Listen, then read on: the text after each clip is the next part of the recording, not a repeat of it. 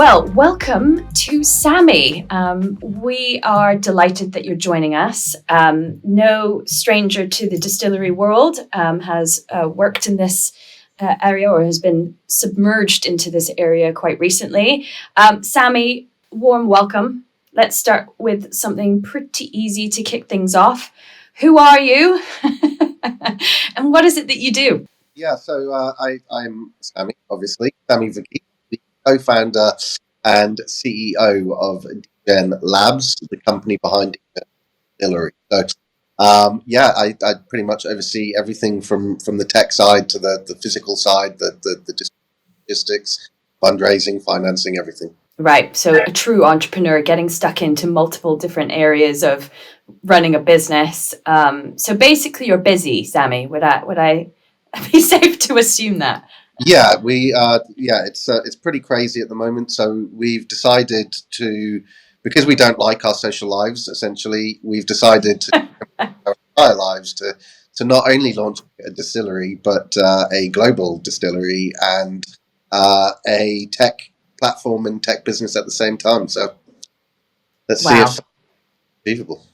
Well, that's actually quite leading into my next question. I was really quite keen on unpicking was, you and I have not known each other long, I think it's safe to say, but from what I have been reading about you, you're a bit of a go-getter. So I think you've just alluded to it there, Sammy, but you started off as a nightclub promoter. You founded several companies alongside your co-founder, some major festivals that you've got stuck into. You've just mentioned a tech company that you founded. Like, where does all of that come from? Where does that attitude, that mentality, that gusto come from? Most definitely my parents. So, my parents both came from relatively poor backgrounds. My mother came from a really poor background in Morocco, was really didn't have any education either, came to England and the UK relatively young, through actually, long story short, through an arranged marriage, which she just was not a fan of. So she actually ended up leaving her husband, but she was in England, couldn't speak the language, had no education, no nothing, but she managed to get on her own feet independently, find jobs, find incomes, learn the language, completely alone and isolated in a different country. My father did speak the language, but he was raised in a poor background in India, fled India, came to the UK, joined the merchant navy, the UK merchant navy when he was really young, and became one of the youngest ever captains in the UK merchant navy. Went on to found relatively successful companies, etc. So, yeah, all the drive really comes from my upbringing and my parents just solving problems and managing to somehow raise us. I love that. Managing to somehow fit in raising us and doing a really good job of it as well. Well, let's just use this opportunity to give them a bit of a shout out. So Mama and Papa Sammy, thanks for what you've done and how you've got to this place. So that mentality and attitude, I mean, that I think comes through into the business that you've just set up. I think it's, from what I've been reading, really underpins the values of Degen Distillery. It's a game-changing company. I liked something that you shared on your website, which is, rather than seeking the next big thing, you're all about making the next thing and owning that. Can you tell us a little bit about the thinking and the concept behind Degen Distillery? Yeah, I mean, really, it does come from mine and my co-founders' experience. Sort of touched on it a little bit there, but I'll just do a very quick summary on it. So I sort of co-founded my first business at 18, and I was studying for a law degree and realized I just hated law. So ended up scaling that business to do about $30 million worth of revenue, but learned a lot of lessons because it ended up collapsing. But after that, I moved into tech and launched we call it a Web 2, but we live in the Web 3 world, but just a traditional tech company. scaled that pretty quickly, and then had some successful exits and finance. And at that point, I was like, well, in my mid-20s, early 20s, I was like, I had some decent capital, So I just wanted to have a little bit of fun, and I almost fell into hospitality and events. I was just partying a lot, truth be told. And then I was approached by a successful club at the time who said, well, you're always here, do you just want to throw some events? And then I ended up scaling that into the UK's fastest growing events business. And Wow. as you mentioned, I bought a nightclub, turned it around to be top 5 music venues in the UK, took over some festivals, pubs, restaurants, etc. And always, it was very obvious at the time that everything that we really did, and the reason we were able to scale businesses really quickly and turn around businesses, is because we built a community of people who sort of followed us into whatever we were doing and who trusted us. So me and my co-founder, we'd spend a lot of time in tech, in blockchain, in crypto, in sort of futuristic tech, shall I say. And we noticed a lot of problems with that tech, and I won't go into the technology side of the business too much, but the whole ethos was, right, we've created communities before, and it's the communities really that are the driving force behind the brands that we've created. So can we co-create the next big international spirits brand by finding a community first, and then allowing that community to co-create the entire brand with us? So we essentially build a community. We have a community of around 2,500 people at the moment. We're looking to expand Wow. that. We're looking to expand that into about 30,000 by April. We're going through a campaign, and the idea is we allow our community to get involved in the process of setting up a distillery. So you can get involved from co-creation of branding, of labeling, of recipe designs, all the way to distribution, to sales, to partnerships, marketing, etc. And we essentially incentivize those community members to, long story short, own part of the value that they create. So if you bring something to the table, then our tech allows them to tokenize and own that revenue. And that's when we start to talk about things like, is it Origo NFT? That's the sort of key an entry point into this community. Is that right? Yeah, so initially we did 655 Origo NFTs. So they went on the market in November. So community members had to buy the NFT to be able to be in with not in with a chance to be able to essentially join the club. The NFT also allows additional utilities and benefits. So, for example, if you are an artist or creator, or you own other bits of NFTs and digital art, you can license that to us, and we essentially incorporate that into our bottle designs and distribute them around the world, and then pay the NFT holder a licensing fee for that. So the whole premise is, can we find a community that can co-create a brand from design to distribution, from seed idea to execution, and essentially really leverage that community to become the fastest growing spirits brand in the world. Absolutely. And I think when I first heard of this concept, it drew me immediately to the concept and membership idea that underpins BrewDog. I think if you see that a company like that started very much a beer of the people, very craft independent, and it has over the last 10 years grown into experiences. You've got a chain of bars and experiential bars, if you will, across the globe, but very much their fans and their advocates and loyal drinkers are members. They have a stake in the business, and they have a stake in that and how things play. And it was funny having that recollection, because actually BrewDog is an important part of your story as well. Yes, they are. So we were actually going to, when we were coming up with the concept, we were actually going to build our own distillery or buy a distillery off the market or whatever it was. And thank God we didn't, because hats off to people that do it. But the real value in what we do, the value prop really is the tech, the business model and the idea.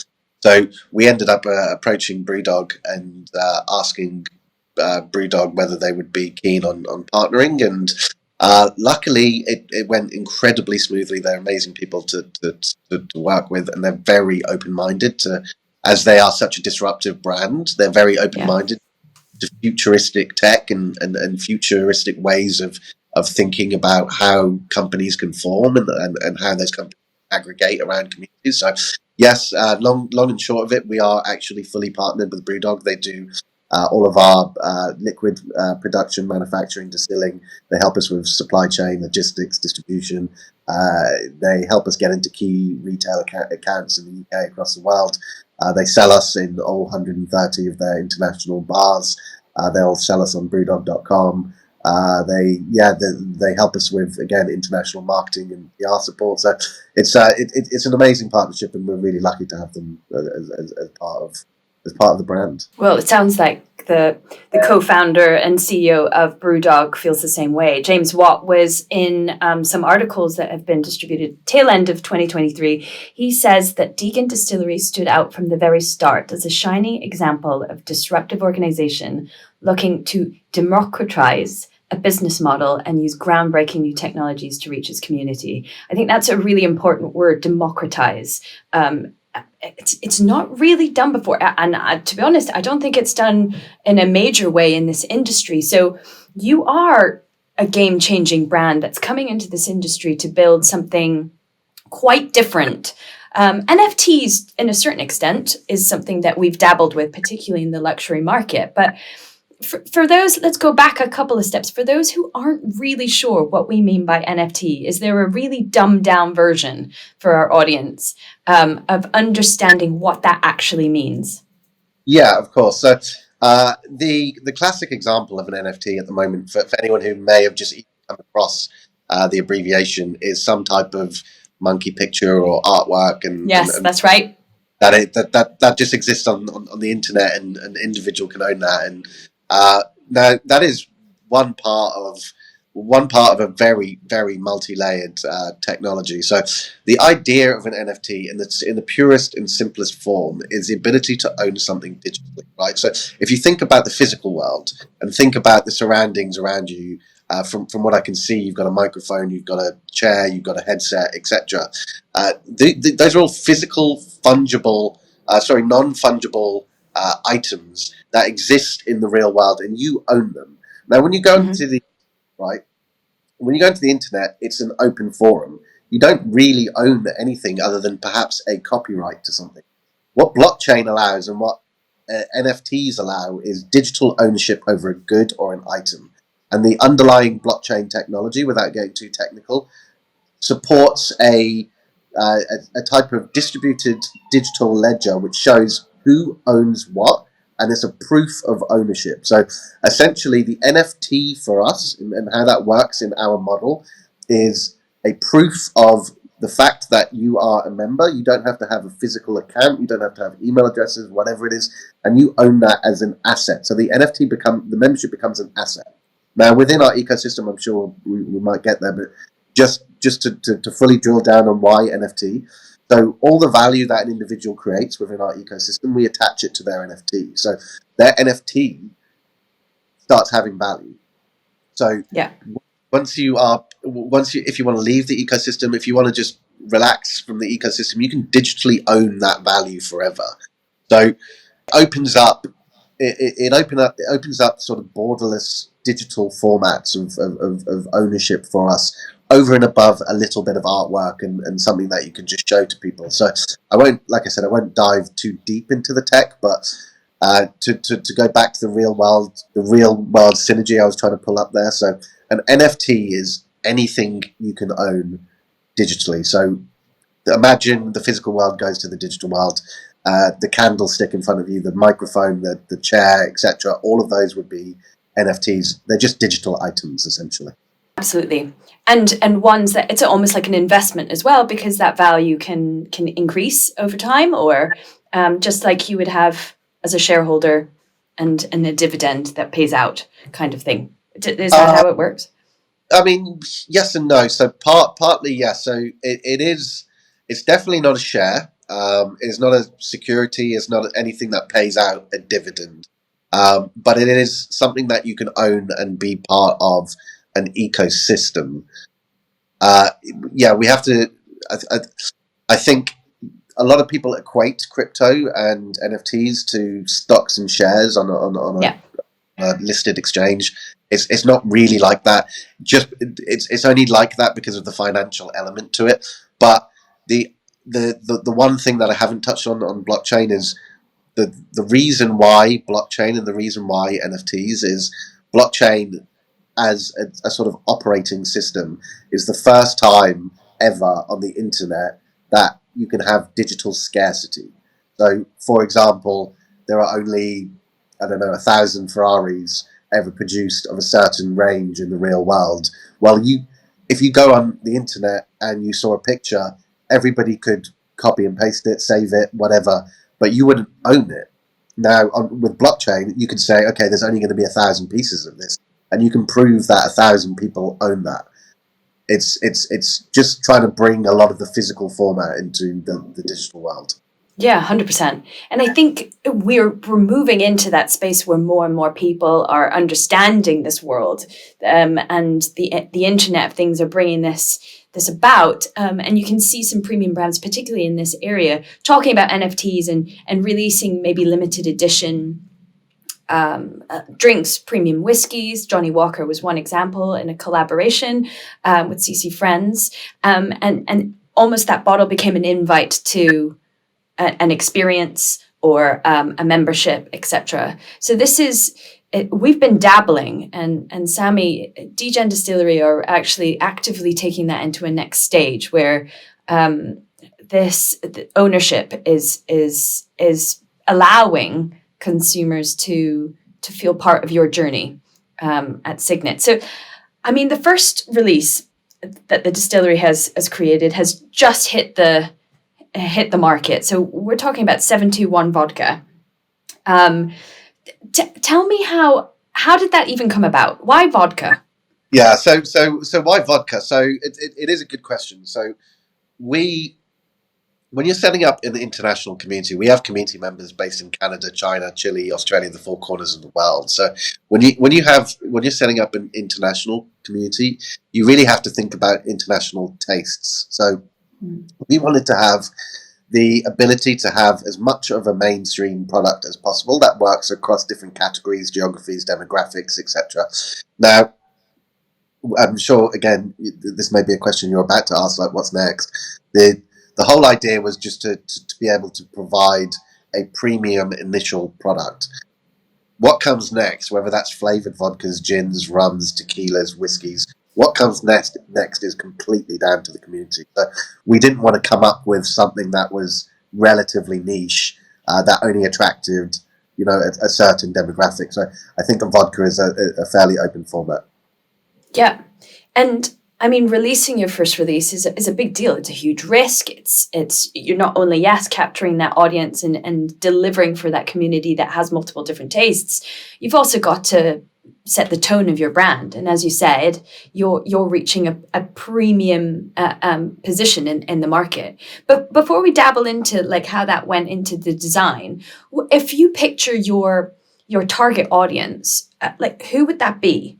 The target audience for us really, we have a few different segments. So for the members, for the members themselves, for the Origo holders, the NFTs, we really target creators, innovators, disruptors, futurists, people who have the ability to question why and question how and question why things aren't done in a better way. We know, and people in the alcohol industry know that it's an industry that just hasn't had any real innovation in a very, very long time. It's an industry that really focuses on heritage of 1,000-year-old recipes and processes, and which, listen, there's a lot of value to that. Definitely on the distilling side, I fully agree, but it is 2024 now, and we need to question how technology comes and disrupts every single industry across the world, and how SMEs and startup distilleries, which we do also help with our technology, how they can access very gatekept distribution processes, and how they can grow their brand. So that's definitely on the community side. On the product side, we're a little bit more open. As I said, it is the whole premise of the initial product one, Gen Zero product, is that it is open to a wider audience. But we definitely, on the marketing side, will target tech savvy individuals. Again, a little bit futuristic people. More likely, people who spend time on devices, laptops, on the actual internet, in meme culture, in understanding Twitter, social media, etc. So that would probably be our initial target, like the Google type execs, the techies, the tech people. That's really interesting, because actually there's a lot of conversations going on amongst other things in this industry around the new luxury. The new luxury market isn't what we expect is the millennials that are now making a considerable disposable income, that have 90s noughties influences, perhaps not as digital savvy, yet very very interested in quality over quantity, and have the money to pay for that luxury. But now, especially around COVID, you're starting to see a new generation of people coming through, a younger audience that has the disposable incomes at such younger ages. And that feels like it really aligns with where your brand is heading, because they do understand this area, and they understand tech, and they're very interested in future and what that holds. And perhaps a bit game changing themselves. Yeah, I don't think people quite know how quickly certain amounts of tech are coming, like the Apple, what is it called, the Apple Vision thing, where the headset. Now the Vision goggles, yeah. Goggles, like that is again, that's Gen Zero, that's product one. Imagine, can you remember how awful the first iPod was and the first iPhone was? To be able to have a brand now, perhaps giving away a little bit, a few surprises that we have up our sleeve, but to be able to have a brand which we can have multiple AR activations, which we can have multiple RFID chip activations embedded into the bottle, into the actual design. We're looking 5 years, 10 years ahead in the future in terms of and that allows, and being a tech company, at our heart, allows us to really leverage that. So we're looking at things that the big players won't look at for another decade. 100%. And it's I guess it feels right that Apple is used as a good reference point here. But what's really interesting is I was recently reading a book around, good strategy, bad strategy, and Apple obviously went through a real predicament many years ago when Microsoft was really stepping up its game. It was becoming the Intel processor that all were using, and Apple were really suffering with its multiple different products. And what they were talking about was Steve Jobs actually taking over and reducing, streamlining. And then they asked the question of, well, what's next then? So you've streamlined, you've cut down your products. And he's like, I'm just waiting. I'm waiting for the next big thing, or I'm waiting to create the opportunity to create something pretty special. And that game-changing thinking is something I'm seeing through our conversations here, Sammy. So I'm buzzing. I'm really buzzing for where this is going. I love. We've been just on that. We've been waiting as well. So we're in a lucky position that we've had other businesses and revenue streams and whatever, and not a lot of spirit brands can do this. But we've been building since early 2022, so it's been nearly 2 years. We haven't fully launched yet. So we've been making sure that. So again, I've launched 7 businesses. My co-founder's got £100 million plus business. So we've been through this before. We know that timing is everything, and we feel that this year the timing is completely opportune, which is why we're starting to go pedal to the metal right now. Yeah, absolutely. And we haven't mentioned Tom, so a bit of a shout out to Tom, and we'll ask a bit more about him later on in terms of your partnership and moving forward, because it sounds like you've got a really good balance as two founders of the distillery. But let's talk brand. It's something we really are particularly passionate about at Signet. Knowing these audiences, knowing who you're trying to capture, knowing what what you wanted to achieve.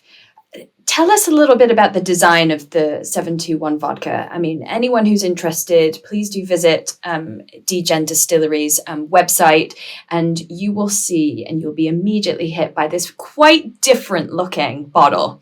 Tell me about the design process. What was the thinking behind creating this look? Yeah, it's a good question, and let's just touch upon the name as well. So Yes. well, people understand where the concepts have been birthed from. So 721, just as a heads up. Now this is a little bit tech geeky, so we don't expect people to ever know this, but there is an NFT standard.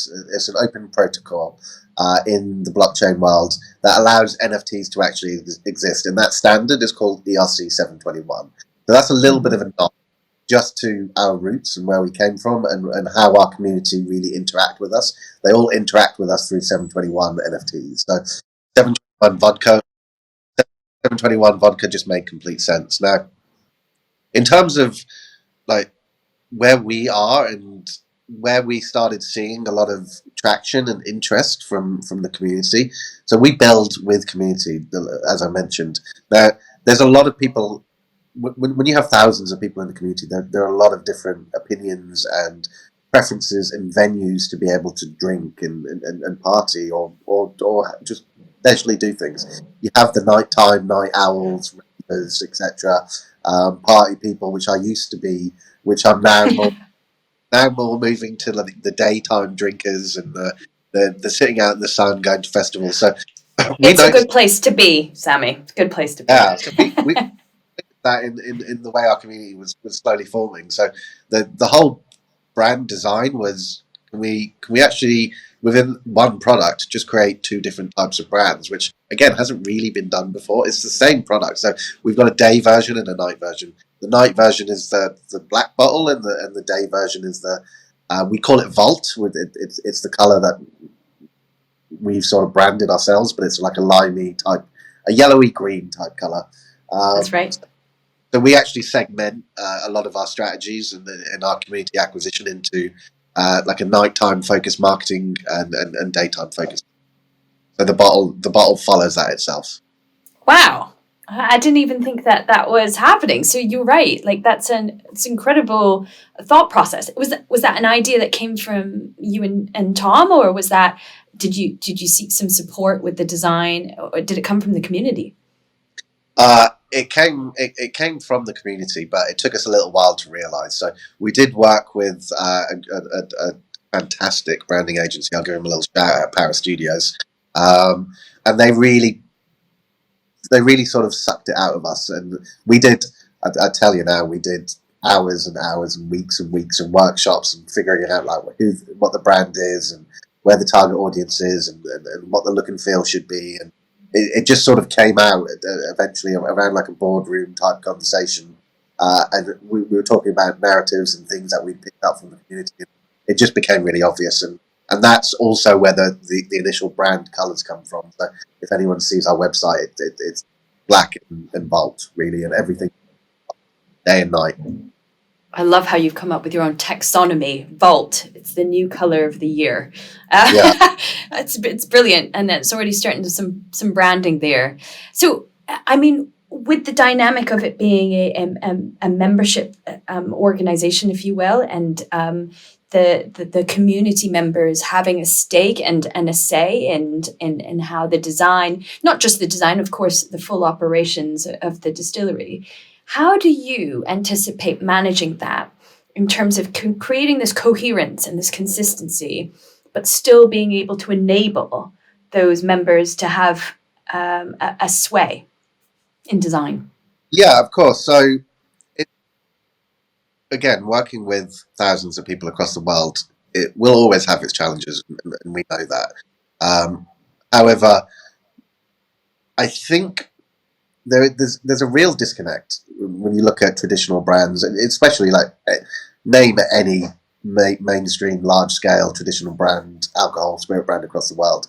There is a huge disconnect between boardroom and the people that actually drink this, right?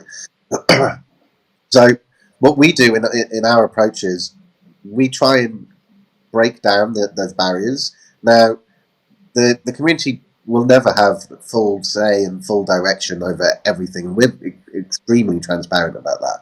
But what we want to do is involve that community in all of our decision making process. So to be able to be transparent with that community, with that private members group, and to be able to have clear lines of communication, we do weekly calls. We are constantly in a private Discord chatting with them all day, all night.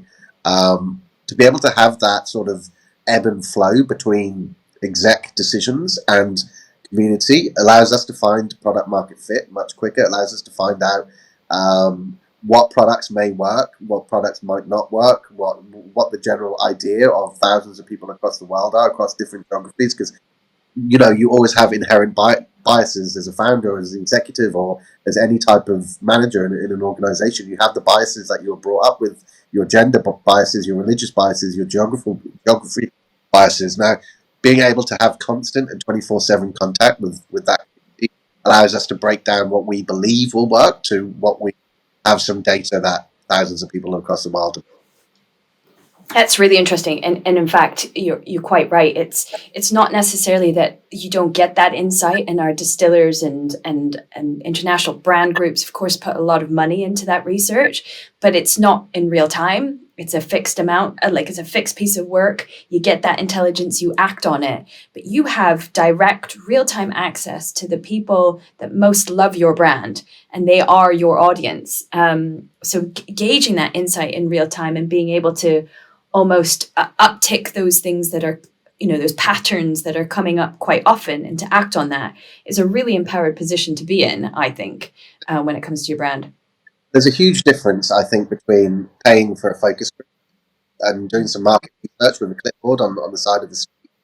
I think there's a huge difference to that type of research versus having those thousands of people in a private server and a private Discord who know your brand, who know you as a founder, who can pull you up on decisions. You're not getting that from a focus group. You're not getting that from external groups who don't know anything about the team, the exec. So we have a very open relationship with our community, and sometimes they tell us that we're doing things wrong, and we fix that. Sometimes they tell us we're doing things amazingly, and we sort of go with it. So the real-time communication really trumps anything that marketing researching provides you with.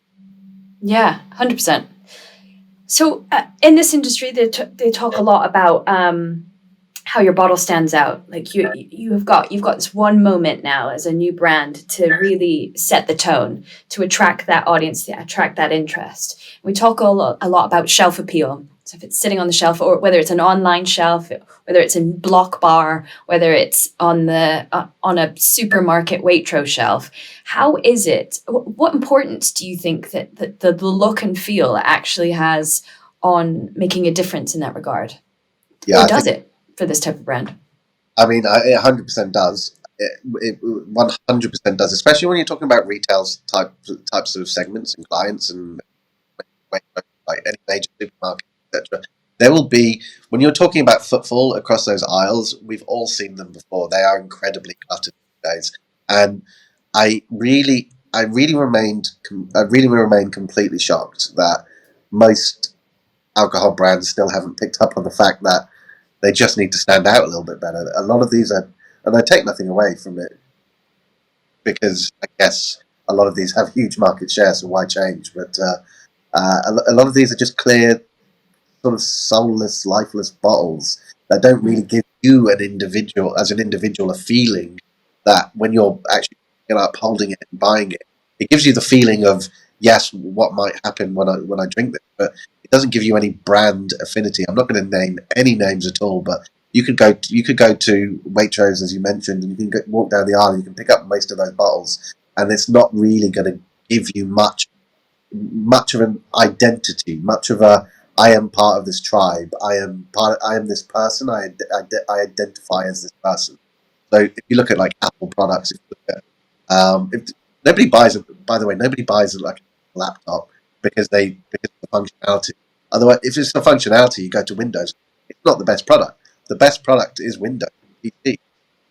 People buy. I love how we didn't mention any of the industry brands and distilleries, but when it comes to tech, let's just call it as it is. I mean, because this is obviously a little bit more of a Niche.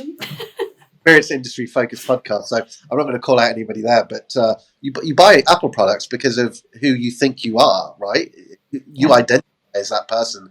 I'm a clean creator, futuristic type of person. You buy Nike tracksuit because you identify as that, right? I don't think you walk down a spirit aisle at the moment and you go, I am a X type person. BrewDog probably are the only ones, I think, on the beer side of things, definitely have nailed that. Yeah, I agree. I agree, and I think with BrewDog, their CEO is quite vocal. He's a really good spokesperson, is a really good almost thought leader in that regard. Going back to Degen, do you think that influence is something important in terms of your growth? You know, are you tapping into influencers or being almost influencers yourselves as founders? Yeah, so a bit of both. So we definitely have a fairly substantial influencer campaign which is about to be rolled out, but that's mainly in the tech world for people to for people to really join the community. As I mentioned, we're looking to really expand that community from the 2,000 people in Discord at the moment to like 30,000. So we have an influencer campaign going live. We definitely will start pushing ourselves to the forefront of the brand a little bit. We don't necessarily want the brand to be us, but listen, we're incredibly experienced. So we need to almost show people what we've done before. Yeah, 100%. And I liked what you said earlier about we're going beyond what just stands out. And I think particularly at Signet, we totally agree with you. It's not just about the looks. You need to go further, because if everyone starts going with the same look, then you all become the same. It's about what's unique about your brand. How do we create those micro experiences that really resonate? But going beyond, and you touched it on there, is how do I identify with this brand? Because that's where we're at, is what this vodka says about me. And I think that's a really interesting dynamic. And I think the aesthetic and look all plays a part. The touch. We talk about like sensory overload of how we're creating that. And I'm really interested to see how you're going to do that with VR, with augmented reality, etc. As we look to the future, of course, being part of the program with BrewDog, being the first startup that they are, as part of their accelerator program as well, it's really great. And you've touched on that, how you're almost being launched into a really good position due to their networks and their distribution support. It's given you a good starting point, and you're about to really accelerate. 30,000 in your community. What is the ambition ultimately for Distillery? Of course, this is going to change. You're at the beginning of the journey, but like, what are you setting out to do? It sounds crazy. We're in the startup phase, but we're setting out to be the fastest growing distillery brand in the world. We can do that because we have designed some of our own technology, which allows us to distribute our products across the world without having a large sales team. So we can incentivize through ownership of revenues, through tokenization of revenues, etc. We don't need to dive too deep into the tech side, but that tech is fully supported by Google as well. So we're partnered on the Google side. So hopefully that allows people to understand the substantial nature of the tech that we've built. That's also why we were able to partner with BrewDog, because they love the business model and the brand itself, what the brand stands for, but the underlying technology. I think we can disrupt the entire global $780 billion alcohol market. So, of all the guests we've asked this question to, I don't think that's been one of them. So that ambition is absolutely coming through, and I think there's some exciting stuff coming your way. Going back to, we're building a community here. How can people join your community? How can people get involved? So the easiest way, so if you are Web3 savvy, the the easiest way is to jump on OpenSea. It's a marketplace, buy an NFT, and join the Discord. Now, that might be complete alien to some listeners. So the best way for non Web3 enabled individuals is to head to degendistillery.com. That's DEGEN distillery.com. And there's a whole host of links there on Twitter, Discord, etc. You can follow those links. You can join the Discord server, which essentially that has a public facing side, and a private facing side. So if you join the Discord server, the public facing side, we have a team of moderators, of community managers, etc., who can really educate you on what you need to do and answer any questions. I love it. And I think to a certain extent, you've actually already accommodated for those who are really intimidated perhaps by this world. They're being supported just as much as the advocates who know this technology through and through. And in a sense, having a little bit of an unintended consequence of educating an older generation potentially into what it means to employ blockchain technology in business models. And particularly, we're intrigued in how that's happening in the premium spirits industry. So I'm going to ask you one more question before we go. And it is, if you were to encompass Degen Distillery into one word or phrase, what would it be? Innovation. Okay, I didn't think you were going to go with innovation, but I think it's important also that we follow up with Degen is short for degenerate, which is someone who is very ambitious, who is not afraid of risk, who is going to take the plunge and throw themselves into a new. And I feel like your brand, yourself, Sammy, really embody that sentiment really well. Yeah, I think it would be fair. On the degenerate side of things, so it's almost like a lot of language, like a colloquial language, right? In so far as I can't think of any examples off my head. Stick now means great, bad means good. Like, so degenerate. Wicked. Actually, yeah, means amazing. All of these things. So in our world, there's like the fintechy, stock trader, etc., and the crypto sort of world.